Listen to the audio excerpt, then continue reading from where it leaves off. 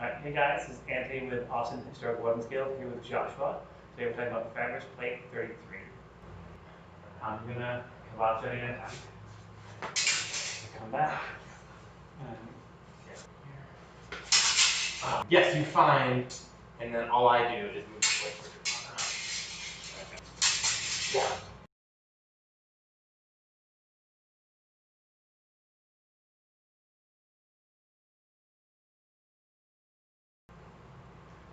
Plate 33 is the kind of the girata. It shows a wound of a third or a fourth, and it's kind of situational, depending on your distance, your angles, proximities, and it's defeating a girata. And the main takeaway of this is kind of this complicated looking body mechanic, right? So we see this image where the guy is kind of braced this way, leaning back, stabbing the other guy in the chest somehow. And it looks terribly awkward. If you try to mimic the pose, it feels terribly awkward. But it's actually a very simple motion, very simple mechanic. I'm kind of break away from the plates first and kind of describe that before we break down the actual bit it talks about. These plates kind of assume I've made some sort of thrust or attacking motion, whether it's finding a sword or cavazione into a thrust. So we're going to start on the right foot forward, and I'll make an attack pressing out, say second. So from this kind of, as much of a line position we're going to see, Fabris kind of describes reacting to a threat without attack and kind of pulling your body away. All I'm doing when I start this motion is I'm doing you did the Italian fiore, actually the volta, a full turn, and I'm kind of pulling my core away as I rotate. So I've gone from a forward aggressive position here, full rotate, rotating the balls of my feet, turning my ankles, turning my hips, whatever helps you with that cue, pulling myself away. From here, because I don't want to turn back in because there's a sword sitting right there where my stomach used to be. So instead, I'm just going to, as I receive my sword, lean back in from the chest, right? So we're doing multiple tempos, and we have talked about a lot in the past, and finding multiple ways to attack and move and control lines and keeping yourself safe. So with that kind of in mind, we're going to go through these plays as they start. The first play, the really complicated looking one, starts to the inside. As he moves to find my blade, I'm doing cavazione, and I'm going to step, change to make the step. They should look really familiar as a setup for play 31, the first girata. So, if Joshua girata as I make this motion, I get stabbed and I'm in trouble.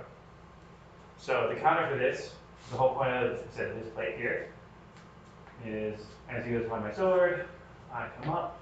First things first is I'm going to do that full retreat, right? Pulling my body away, rotating my feet. And if you notice, I'm already fairly like that picture looks like. From here, I'm in fourth, I can stay at 30 if I wanted to. I'm just going to lean in, driving my forte through his blade so I can stab him.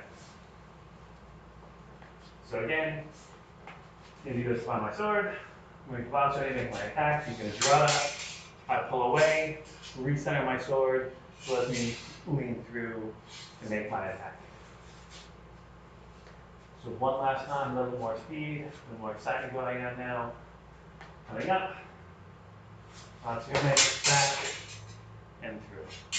So as you can see, with some practice, with some repetition, you need this motion to be very smooth, very efficient.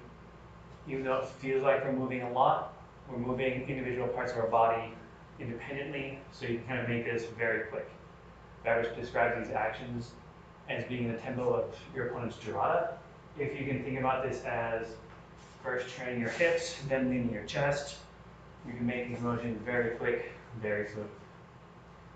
Moving on to the second play, this is just like the end of plate 32, where opponent starts in second, the upside, and just like we did before, this time we're drawing with the back foot to the front foot, for whatever reason, because Fabris said so. So I come up to find the sword, same thing. He's in a girata, turning fourth, coming out, right, and I'm in trouble. So same visuals can be applied. And he's in second, as I see him start to turn around, I'm going to pull back, So that's me get my sword back in line. From here, I just lean in from the chest to make my wound.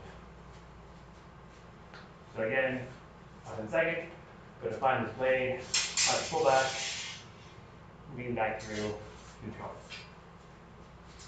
One last time, again, a little more power, a little more speed, kind of show again how you can easily start tying this together. Find, back, and through. So I wounded him as he's about to finish his draw, right? His motion of his feet is up and down, is too heavy. I can kind of turn my hips, lean my chest in before he can even finish his attack. I'm just countering instead of him instead. So again, that's plate 33, kind of talking about how to defeat the girata. If there are any questions, comments on these videos, guys, as always, feel free to reach out. YouTube, email, Facebook, carrier pigeon, whatever works for you. Thanks so much for watching, and we'll see everyone next time.